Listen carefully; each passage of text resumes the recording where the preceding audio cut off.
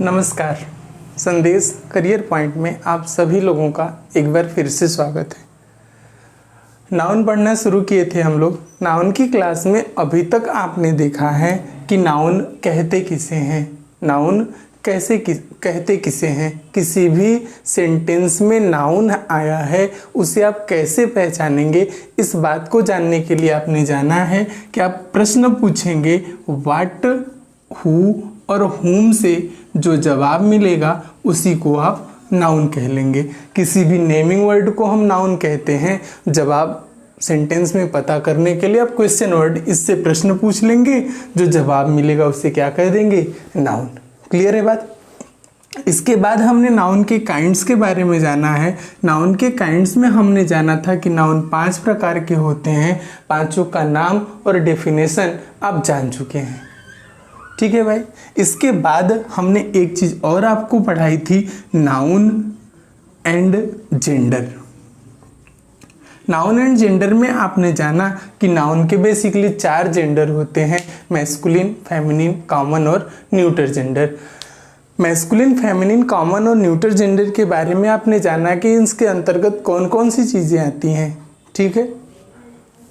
आप ये भी जानते हैं कि कॉमन मैस्कुलिन के लिए आप कौन सा प्रोनाउन यूज करेंगे, फेमिनिन के लिए आप कौन सा प्रोनाउन यूज करेंगे, न्यूटर के लिए आप क्या लाएंगे, और जब कॉमन जेंडर हो, कॉमन जेंडर के लिए कौन से प्रोनाउन को प्रीफर करेंगे, आप किसका प्रेफरेंस देंगे, ये बात भी आप पिछले वीडियो में जान चुके हैं। ठीक है। अगली बात हम जाने थे नाउन एंड केस। क्या जाने थे भाई, noun and case. Noun and case में आपने जाना था कि नाउन के बेसिकली 4 केस होते हैं। सब्जेक्टिव, इसी को हम नॉमिनेटिव केस के नाम से जानते हैं। ऑब्जेक्टिव या फिर एक्यूजेटिव केस के नाम से भी जानते हैं।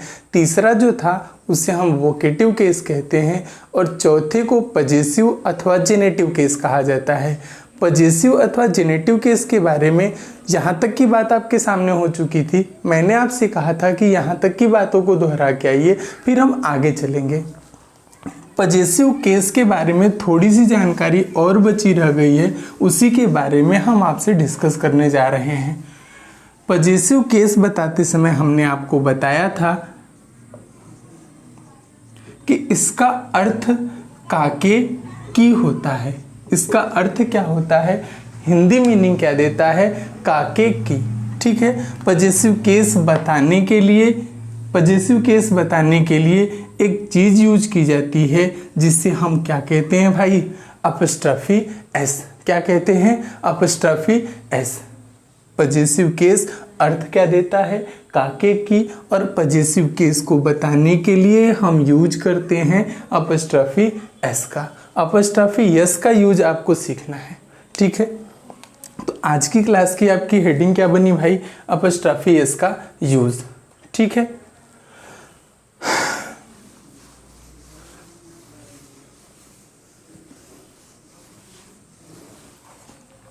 अपस्ट्रॉफी एस के यूज को जानने के लिए मैं बस आपसे एक छोटी सी बात बताऊं। इसी बात को यदि आप फॉलो कर लेते हैं तो कोई भी समस्या नहीं आनी है। ठीक है। कि लिविंग के साथ हम अपस्ट्रॉफी एस का यूज करते हैं और नॉन लिविंग के साथ अपस्ट्रॉफी एस का यूज नहीं किया जाता है। लिविंग के साथ अपस्ट्रॉफी एस का प्रयोग किया जाता है और नॉन लिविंग के साथ अपस्ट्रॉफी एस का यूज नहीं किया जाता है। ठीक है भाई। यूज कैसे करेंगे, सबसे पहले हम नाउन को लिखेंगे, इसके बाद अपस्ट्रॉफी एस, और इसके बाद जिस चीज पे हमें पोजीशन बताना है हम उस शब्द को लिखेंगे। जब नॉन लिविंग के साथ अपस्ट्रॉफी एस का प्रयोग नहीं करेंगे तो करेंगे क्या भाई, इसके स्थान पे हम प्रीपोजिशन ऑफ का यूज करते हैं। किसका यूज करते हैं, प्रीपोजिशन ऑफ का। तो इसका यूज कैसे किया जाता है, सबसे पहले हम पोजीशन को लिख लेते हैं, इसके बाद प्रीपोजिशन यूज करेंगे और इसके बाद हम नाउन का प्रयोग करेंगे। क्लियर है बात। जैसे एक एग्जाम्पल देखिए, जैसे मैं आपके सामने कहने लगूं कि राकेश रिया कार। ठीक है। रियाकार, रियाजकार आप पढ़ रहे हैं इस बात को। तो ये कार किसकी है? रिया की। कार पे अधिकार किसका है? रिया का। तो पोजीशन बताने के लिए, अधिकार बताने के लिए हमने यूज किसका किया? अपस्ट्रॉफी एस का। किसका यूज कर रहे हैं भाई हम? अपस्ट्रॉफी एस का। यदि हम आपसे कहने लगे टेबल्स लेग, तो क्या यह बात भी कहना सही है पैर किसका है? टेबल का। पैर किसका है? टेबल का। बात तो आपकी ठीक है, लेकिन टेबल नॉन लिविंग है, निर्जीव है। तो निर्जीव का अधिकार बताने के लिए, पोजीशन बताने के लिए अपस्ट्रॉफी तो नहीं यूज किया जाता है। तो क्या करेंगे भाई हम? सबसे पहले पोजीशन को ही लिख लेंगे, प्रीपोजिशन ऑफ लगाएंगे और लास्ट में नाउन को लिख देंगे टेबल। क्लियर है बात? मैंने आपको बताया कि अपस्ट्रॉफी एस का यूज करने के लिए लिविंग के साथ अपस्ट्रॉफी एस का प्रयोग किया जाता है। करने के लिए सबसे पहले हम नाउन लिखेंगे, अपस्ट्रॉफी एस लिखेंगे और उसके बाद जिस पे अधिकार बताएगा। नॉन लिविंग के साथ अपस्ट्रॉफी एस का प्रयोग नहीं किया जाता है, बल्कि प्रीपोजिशन ऑफ का प्रयोग किया जाता है। यूज कैसे होगा? सबसे पहले हम पोजीशन को ही लिख लेंगे, इसके बाद प्रीपोजिशन और इसके बाद नाउन। क्लियर है हमारी बात? क्लियर है हमारी बात? जैसे मैंने आपके सामने एग्जाम्पल दिया, चूंकि रिया लिविंग थी तो लिविंग के साथ अपस्ट्रॉफी एस का प्रयोग बिल्कुल सही है, और टेबल नॉन लिविंग है तो ये बात हमारी गलत है। हाँ, सही कैसे किया हमने?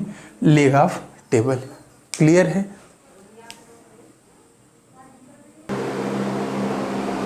ठीक है भाई, आगे चलें। आगे हम आपको बताने जा रहे हैं इसी का एक्सेप्शन। ठीक है, एक्सेप्शन क्या होता है? वैसे एक बात आपसे कहें कि यदि आप भाषा पढ़ रहे हैं तो भाषा में एक्सेप्शन नाम का कोई चीज़ नहीं होता है। ठीक है, फिलहाल हम आपको बता रहे हैं अपस्ट्रॉफी एस को अपस्ट्रॉफी पढ़ा जाता है वैसे इसे, इसके एक्सेप्शन। ठीक है,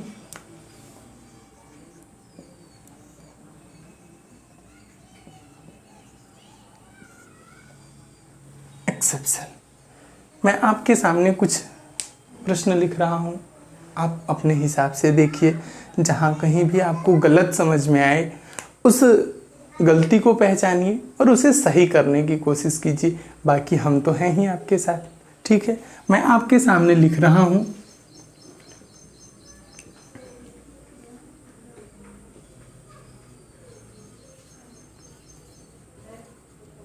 India's population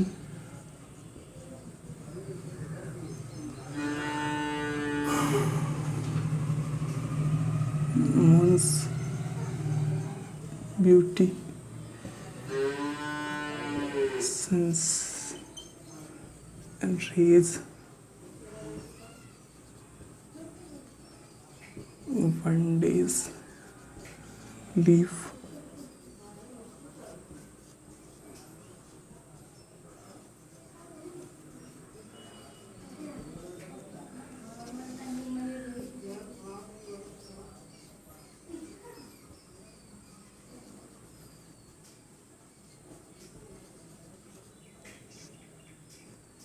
New Year's celebration,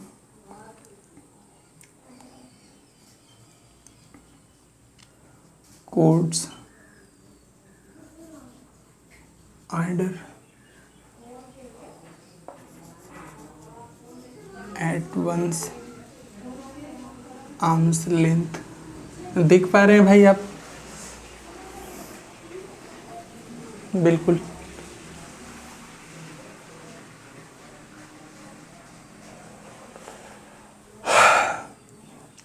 यदि इन सारे के सारे प्रश्न को आप देखें तो आपको एक बात समझ में आएगी कि दिल्ली नॉन लिविंग है, इसके साथ अपस्ट्रॉफी एस का प्रयोग गलत है। इंडिया ये भी नॉन लिविंग है, अपस्ट्रॉफी एस का प्रयोग गलत है। मून चंद्रमा ये भी नॉन लिविंग है, अपस्ट्रॉफी एस का प्रयोग गलत है। सन दिन तो लिविंग होता है नहीं। ईयर भी नॉन लिविंग है। कोर्ट आपको एक बात समझ में आई कि सारी की सारी बात जो लिखी गई हैं वो गलत है। आपके जनरल नॉलेज के लिए बताएं कि ये सब की सब बात बिल्कुल सही है, सबकी सब बात बिल्कुल सही है। कैसे? आप बुक देखेंगे तो वहाँ पे इस तरह से लिखा रहता है, कभी कभी प्लेस बताने वाले शब्दों के साथ अपस्ट्रॉफी यस का प्रयोग सही माना जाता है, कभी कभी टाइम बताने वाले शब्दों के साथ अपस्ट्रॉफी यस का प्रयोग सही माना जाता है, कभी कभी कलेस्ट्रियल बॉडी आकाशीय पिंडों के साथ अपस्ट्रॉफी यस का प्रयोग किया जाता है। यदि मैं आपके सामने लिखूं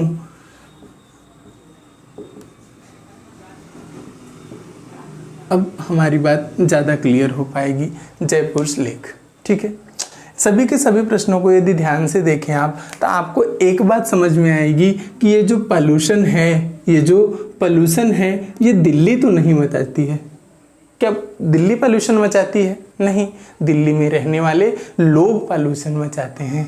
पॉपुलेशन जो है वो इंडिया नहीं बढ़ाता है, इंडिया में रहने वाले लोग बढ़ा रहे हैं। खूबसूरती किसकी होती है?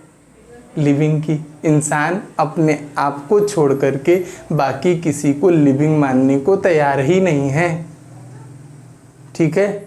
आप अपने आसपास देखते होंगे तो इस बात को महसूस करते होंगे, ठीक है। और दिन हम आपसे कह रहे हैं कि क्रिसमस आ रही है, आपका तुरंत क्वेश्चन होगा कि कहाँ तक पहुँची है ना, कहाँ तक पहुँची है। जब एक चीज़ आप पढ़े होंगे हिंदी में मानवीकरण, अंग्रेजी में भी आपने पढ़ा होगा, इसी को हम पर्सनिफिकेशन कहते हैं। होता क्या है पर्सनिफिकेशन, मानवीकरण? कुछ भी, बस आपको समझना चाहिए। डेफिनेशन से आपको कोई लेना देना नहीं है, डेफिनेशन की आपको बहुत ज़्यादा ज़रूरत नहीं है। बस एक बात है कि आपको समझ आना चाहिए, बातों को आप समझते रहें, आपका काम हो जाना है, ठीक है। मानवीकरण, पर्सनिफिकेशन क्या होता है सुनिए हमारे।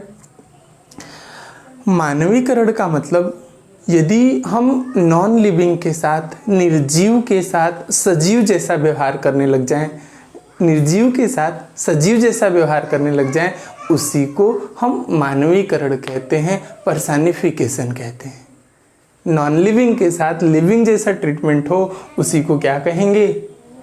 पर्सनिफिकेशन। आपको मोटा मोटी एक्सेप्शन जो है, इस एक्सेप्शन को आप काटिए। आप अपने मन में केवल एक बात बैठाइए कि नॉन लिविंग के साथ लिविंग जैसा व्यवहार होगा तो अपस्ट्रॉफी यस का प्रयोग किया जाएगा। दिल्ली नॉन लिविंग है लेकिन ये पॉल्यूशन बढ़ा रहा है, दिल्ली का प्रदूषण। दिल्ली का प्रदूषण का मतलब ये हुआ कि दिल्ली के साथ हम कैसा व्यवहार कर रहे हैं? लिविंग जैसा।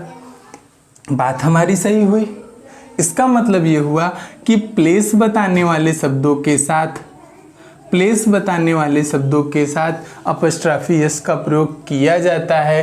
कब? जब ये मानवीकरण बताए, ठीक है। इसी तरह से जो प्रदूषण है वो इंडिया तो नहीं मचाता है, कौन मचाता है? यहाँ पे रहने वाले लोगों को हम क्या कह दे रहे हैं? इंडिया। तो ये बात भी हमारी सही हुई। मून्स ब्यूटी जो है, खूबसूरती, चंद्रमा को हम किसी लिविंग की तरह से ट्रीट कर रहे हैं, इस तरह से हमारी ये दोनों बातें भी सही हुई। मतलब जब कैलेस्ट्रियल बॉडी के साथ आकाशीय पिंड के साथ मानव जैसा व्यवहार किया जाए तो इसके साथ भी अपस्ट्रॉफी यस का प्रयोग सही माना जाता है, ठीक है। टाइम बताने वाले शब्दों के साथ मानव जैसा व्यवहार किया जाए, टाइम बताने वाले शब्दों के साथ मानव जैसा व्यवहार किया जाए, लिविंग जैसा व्यवहार किया जाए तो उसके साथ भी अपस्ट्रॉफी यस का प्रयोग ठीक माना जाता है। इसलिए आपकी ये दोनों बातें भी सही हो गई। मतलब टाइम बताने वाले शब्दों के साथ भी अपस्ट्रॉफी यस का प्रयोग सही माना जाता है। ये कोर्ट आर्डर, अच्छा एक बात बताइए, संडे को कोर्ट आर्डर करती है? इसमें लॉकडाउन चल रहा है, लॉकडाउन में कोर्ट आर्डर कर रही है? नहीं कर रही। कोर्ट का मतलब क्या हुआ? अरे कचहरी परिसर में बनी हुई लाल रंग की बिल्डिंग ही तो कोर्ट है, वो आर्डर करती है? बिल्कुल नहीं। कोर्ट के अंदर बैठा हुआ जज ऑर्डर करता है ना?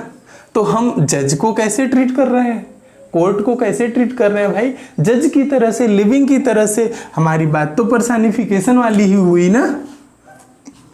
और एट वंस आर्म्स लेंथ जो है ये इडियमेटिक एक्सप्रेशन है। अब मैं आपको इडियम बताऊं क्या होता है। इडियम की यदि हम बात करें तो इडियम, एक सेकेंड रुक जाइए भाई, ये देख लिए होंगे, मिटा दें।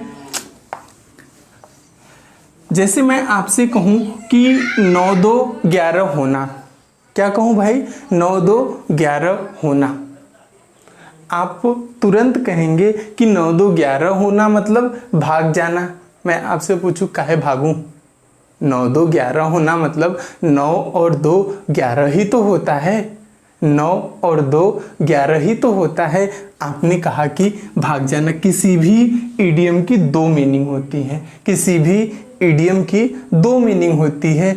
एक जो होती है लिटरल, लिटरल का मतलब शब्दार्थ, और एक जो मीनिंग होता है वो इम्प्लाइड होता है। इम्प्लाइड का मतलब होता है भावार्थ।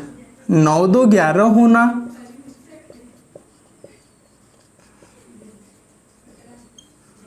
और भावार्थ क्या निकला भाई? भाग जाना। हमें 9 2 11 होना से कोई लेना देना नहीं था, हमें लेना देना किस बात से था? भाग जाने से। तो जब इडियम का इसके शब्दों से कोई लेना देना ही नहीं है, वर्ड की मीनिंग से कोई लेना देना ही नहीं है, तो फिर लिविंग हो या नॉन लिविंग हो इस बात का क्या फर्क पड़ता है? इसीलिए इडियमेटिक एक्सप्रेशन के साथ अपॉस्ट्रोफी यस का प्रयोग बिल्कुल ठीक माना जाता है। हमने आपको सभी प्रश्नों को सॉल्व कराया सिवाय इस प्रश्न के। इस प्रश्न में कुछ खास बात है इसीलिए वो अलग है। ठीक है, देख पा रहे हैं ना आप? इस प्रश्न को यदि आप देखें तो यदि मैं कहूं कि जयपुर जैसे दिल्लीज पॉल्यूशन है उसी तरह से जयपुर लेक भी तो है, बात सही तो होनी चाहिए। जयपुर लेक को मतलब कहने का मतलब यह है कि जयपुर की झील। अच्छा, ये झील तो होती मानवों की है, झील मानव की होती है? बिल्कुल नहीं, झील तो प्रकृति की होती है। तो यहाँ पे मानवीकरण नहीं हो पा रहा है। हमें इस बात को क्या कहना चाहिए था? Lake of. हमें लग रहा है कि आज की क्लास के बाद अपॉस्ट्रोफी यस में जो तमाम तरह के आप नियम देखते थे कि कभी कभी होता है कभी कभी नहीं होता है, तुम नहीं समझोगे, अब समझ पाएंगे आप। ठीक है, आगे चले। आगे हम आपको बताने जा रहे हैं कि अपॉस्ट्रोफी यस का साउंड पे क्या असर पड़ता है।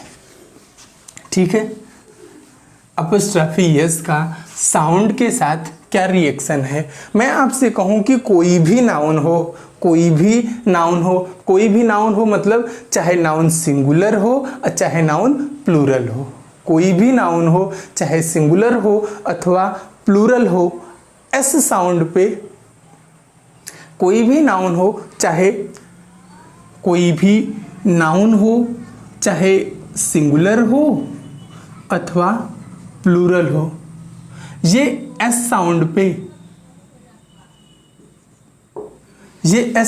पे खत्म होती हो। कोई भी नाउन हो चाहे सिंगुलर हो अथवा प्लूरल हो, एस साउंड पे खत्म होती हो तो हम अपॉस्ट्रोफी यस का यूज नहीं करते। लिख के काट दिया, मतलब नहीं करते हैं। केवल और केवल अपॉस्ट्रोफी का प्रयोग किया जाता है। कोई भी नाउन हो चाहे सिंगुलर हो अथवा प्लूरल हो, एस साउंड पे खत्म होता हो तो अपॉस्ट्रोफी यस का प्रयोग नहीं करेंगे, केवल और केवल अपॉस्ट्रोफी का प्रयोग करेंगे। जैसे मैं आपके सामने कहने लगूं कि राकेश कार, आप कहेंगे कि ये बात तो हमारी सही है, राकेश लिविंग है, लिविंग के साथ अपॉस्ट्रोफी यस बिल्कुल सही बात है। लेकिन यदि हम इसे देखें तो ये एस साउंड पे खत्म हो रहा है, तो एस साउंड पे खत्म होने के लिए अपॉस्ट्रोफी यस का प्रयोग न करके हम केवल और केवल अपॉस्ट्रोफी का प्रयोग करेंगे। ठीक है, इसी तरह से दूसरा नियम भी आपके सामने होगा कि कोई भी नाउन हो, कोई भी नाउन हो चाहे सिंगुलर हो चाहे प्लूरल हो, एस साउंड पे, मिटा दे इस बात को, एस साउंड पे खत्म न होता हो, कोई भी नाउन हो चाहे सिंगुलर हो अथवा प्लूरल हो, एस साउंड पे खत्म न होता हो तो हम अपस्ट्रॉफी एस का प्रयोग करेंगे। ठीक है, अपने पुराने नियम के अनुसार। ठीक है, जैसे मैं आपके सामने कहने लगूं चिल्ड्रंस पार्क, तो ये चिल्ड्रन तो प्लूरल है, प्लूरल से हमें कोई लेना देना नहीं, बस यहाँ पे लास्ट में इसके एस साउंड नहीं आना चाहिए, हमारा अपस्ट्रॉफी एस बिल्कुल ठीक है। क्लियर है हमारी बात। मैंने अपस्ट्रॉफी को प्रयोग करने के लिए दो नियम केवल अभी आपके सामने बताए हैं। अपस्ट्रॉफी एस का यूज करने के लिए केवल 2 नियम, इन्हीं नियमों से आप एसएससी सीजीएल क्रैक कर सकते हैं, अलग से किसी नियम की आवश्यकता नहीं होगी। ठीक है, संसार में 3 तरह की बातें होती हैं भाई, believe, trust and faith. Believe, trust and faith. Believe का मतलब होता है कि सीइंग इज बिलीविंग, जो कुछ भी आप देख रहे हैं, जो कुछ भी आप देख रहे हैं, देखना ही तो विश्वास करना है। ये क्या है? नीम का पेड़ नहीं, आपका मार्कर है भाई। क्लियर है ना। अब ट्रस्ट का मतलब होता है कि कुछ ऐसी बातें भी होती हैं जो हम नहीं देखते हैं फिर भी हमें विश्वास करना पड़ता है। Trust me, I am telling you the truth. विश्वास करो, सच बोल रहा हूं। आपने नहीं देखा कि मैं सच बोल रहा हूं कि झूठ बोल रहा हूं, लेकिन आपने विश्वास किया। ये जो फेथ होता है संसार में सिर्फ 2 लोगों पे किया जाता है, एक जो पूरे संसार को बनाया है भगवान, और एक जिसने हमें बनाया है, हमारे भगवान, हमारे पेरेंट्स। लेकिन यदि आप पेशेंट हैं, मरीज हैं, तो आपको अपने डॉक्टर पे फेथ करना पड़ेगा, नहीं तो बंदर की किडनी लगा देगा, फिर वही लेके टहलते रहिए। ठीक है, यदि आप मुवक्किल हैं, यदि आप क्लाइंट हैं, तो आपको अपने वकील पे, अपने लायर पे फेथ करना पड़ेगा। 3 लोग का केस आप ही में भिड़ा देगा। समझ रहे हैं। और यदि आप स्टूडेंट हैं, आप विद्यार्थी हैं, आप शिष्य हैं, तो आपको अपने टीचर पे, अपने गुरु पे, ठीक है, फेथ करना चाहिए। क्लियर है हमारी बात। आगे चले। आगे हम आपको बताने जा रहे हैं नाउन की अगली category, noun and number. Noun की अगली कैटेगरी क्या होगी भाई आपके सामने? Noun and number.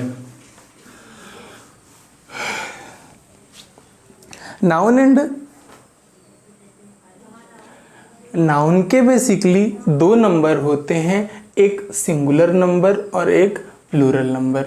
Noun and number में आप जान रहे हैं कि नाउन के बेसिकली 2 नंबर होते हैं, एक सिंगुलर नंबर और एक प्लूरल नंबर। सिंगुलर नंबर और प्लूरल नंबर में क्या अंतर है भाई? किसी भी सिंगुलर नंबर के नाउन के अंत में एस या एस लगाने से वो प्लूरल बन जाता है। किसी भी सिंगुलर नंबर के नाउन में, किसी भी सिंगुलर नंबर के नाउन के अंत में एस या एस लगा देने से वो प्लूरल बन जाता है सामान्य अवस्था में। ठीक है,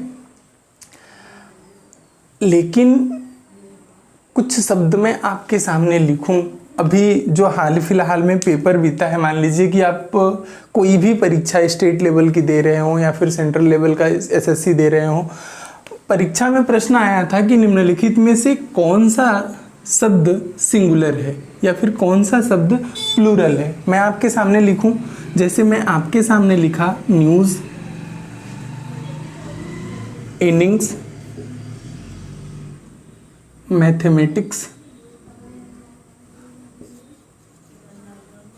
कैटल। ये 4 शब्द मैंने आपके सामने लिखा और इसमें से पूछा कि निम्नलिखित में से कौन सा, which of the following is plural, निम्नलिखित में से कौन सा प्लूरल है। हम बचपन से पढ़ते आ रहे हैं, कोई भी ऐसा शब्द जिसके अंत में ऐसे या यस लगा हो वो बेसिकली प्लूरल होता है। यहाँ भी लगा है, यहाँ भी लगा है, यहाँ भी लगा है, केवल यहाँ नहीं लगा है। इसका मतलब ये हुआ कि ये 3 के तीनों प्लूरल हैं और एक ठो ये जो बचा वो सिंगुलर है। आप गलत जा रहे हैं। ठीक है, इसे छोड़ करके बाकी सब सिंगुलर हैं। जहाँ पे एस या एस नहीं लगा था वो सिंगुलर है, और जहाँ पे लगा था वो क्या है? प्लूरल है। मतलब कि जो हम अब तक पढ़ते आ रहे हैं गलत नहीं था वो, ठीक है, लेकिन कॉम्पिटिटिव एग्जाम में उसकी जो उपयोगिता है, उसका यूज जो है कम है, ठीक है। तो है ही नहीं, या फिर मेरे शब्दों में सुनना चाहे तो आपको ऐसे एस लगाने का नियम इस लेवल पे आकर के नहीं सीखना चाहिए, ठीक है। आप जो कंपटीशन के हिसाब से जो कुछ साधारण से नियम हैं और इन्हीं साधारण नियमों के आधार पे बेहतरीन क्वेश्चन जो सॉल्व कर ले जाएं, वही तो देखिए भाई। कम से कम मेहनत कर करके, कम से कम नोट्स इकट्ठा करके यदि आप बेहतरीन से बेहतरीन रिजल्ट निकालते हो, ठीक है, आप रैंक निकालते हैं, तो इससे बेहतर क्या होगा। ज़रूरी तो नहीं है कि सारी चीज़ों को रट ही लिया जाए। केवल यदि देखिए भाई, पॉइंट आपका होना चाहिए। आप एक कथा भी सुने होंगे कि एक बार कुछ रंगमंच टाइप का लगा हुआ था और 5 पांडवों से पूछा गया कि तुम्हें क्या दिख रहा है। तो अर्जुन ने बताया कि मुझे मछली की आंख दिख रही है। उसी तरह से जो आपका पॉइंट ऑफ व्यू होना चाहिए एकदम सटीक होना चाहिए। यही चाहिए तो सिर्फ यही चाहिए और कुछ भी नहीं। क्लियर है हमारी बात। तो हम आपको बताने जा रहे हैं noun and number. Noun and number में मैंने आपको बताया कि 2 होते हैं नंबर, सिंगुलर नंबर और प्लूरल नंबर। सिंगुलर नंबर के अंत में ऐसे एस लगा देने से सामान्यतः ये प्लूरल बन जाते हैं। जैसे कोई आपके सामने कहे बॉय, तो ये सिंगुलर है, इसी में हमने एस लगा दिया तो ये कैसा हो गया, प्लूरल हो गया। कोई आपसे कहा कि मैंगो, तो ये सिंगुलर है, इसी में आपने एस या एस लगा दिया तो ये कैसा हो गया, प्लूरल हो गया। ठीक है, एस या एस लगाने का नियम आप कक्षा 3 से पढ़ते आ रहे हैं। फिर भी यदि कोई तकलीफ हो आप पूछ सकते हैं, कमेंट करिए, हम निश्चित रूप से इसका एक अलग से वीडियो बना देंगे। क्लियर है। फिलहाल हम टॉपिक पे आ रहे हैं कि कुछ नाउन ऐसे होते हैं जो देखने में प्लूरल लगते हैं किंतु उनका इस्तेमाल हम सिंगुलर की तरह से करते हैं। क्या कह दिया भाई हमने? हम कह रहे हैं आपसे कि कुछ नाउन ऐसे होते हैं जो देखने में प्लूरल लगते हैं। देखने में प्लूरल लगते हैं, इस बात का मतलब यह है कि उनके अंत में एस या एस लगा होगा। ठीक है,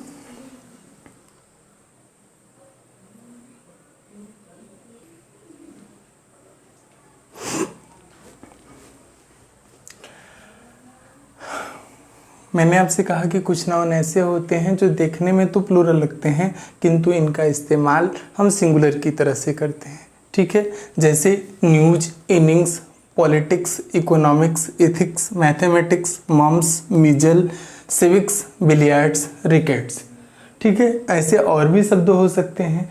ये बेसिकली होते क्या हैं भाई? ये किसी भी सब्जेक्ट का नाम है, किसी भी खेल का नाम है, या फिर कुछ ऐसी चीज़ों का नाम है जिसे हम अब्स्ट्रैक्ट नाउन की कैटेगरी में रखते हैं। ठीक है, इस पे भी अभी हम डिटेल में जाएंगे कि इनको सिंगुलर ही क्यों रखते हैं, इनका प्लूरल क्यों नहीं बनाया जाता है। ठीक है भाई, जैसे मैं आपसे कहने लगूं कि mumps are very focal disease, mumps are very focal disease. इस प्रकार से यदि आपकी परीक्षा में प्रश्न हो, आप जानते हैं कि मम्स सिंगुलर होता है, मम्स सिंगुलर होता है, इसलिए आने वाली वर्ब भी कैसी होगी, सिंगुलर होगी। ठीक है भाई, एरर पहचानने में आपको आसानी होगी। यदि आप इन चीज़ों को याद रख पाते हैं तो आपके लिए बेहतर होगा। ठीक है, ऐसा कोई भी एग्जाम आपको नहीं देखने को मिलेगा जहाँ पे इस तरह से प्रश्न ना मिले। क्लियर है। अगले नियम पे चले। मैंने आपको बहुत पहले ही बताया था कि संसार में 2 तरह की बात होती है।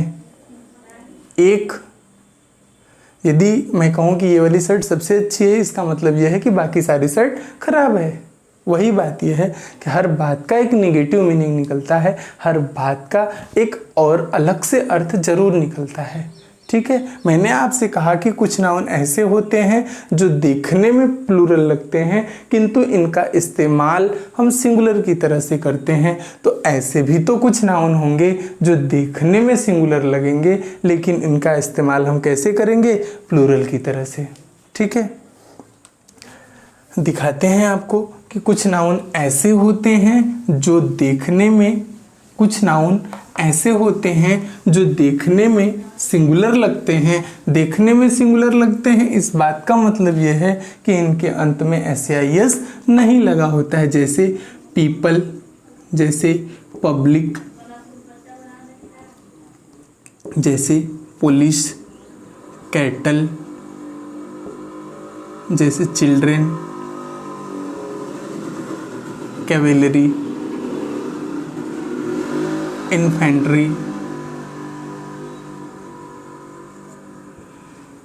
ये ऐसे शब्द हैं जो देखने, किसी के अंत में एस नहीं लगा है, देखने में सब के सब कैसे हैं, सिंगुलर। इस्तेमाल कैसे होंगे, प्लूरल की तरह से। जैसे कोई आपसे ये कहे कि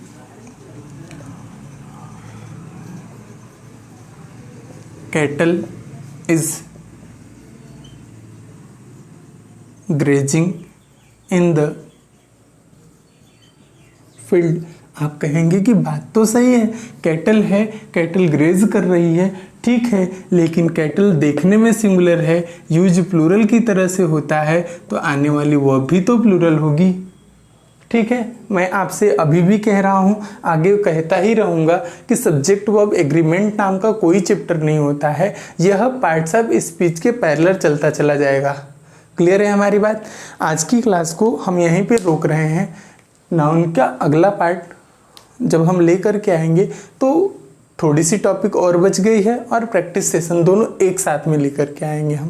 क्लियर है हमारी बात। आज के लिए बस इतना ही, और वीडियो को पूरा देखा करिए आप लोग। चैनल पे नए हैं तो चैनल को सब्सक्राइब भी कर लीजिए, बेल आइकन ज़रूर प्रेस कर लीजिएगा, क्योंकि जितनी भी वीडियो हम अपलोड करें आपको नोटिफिकेशन मिलती रहे। ठीक है, आज के लिए बस इतना ही। धन्यवाद। Have a nice day.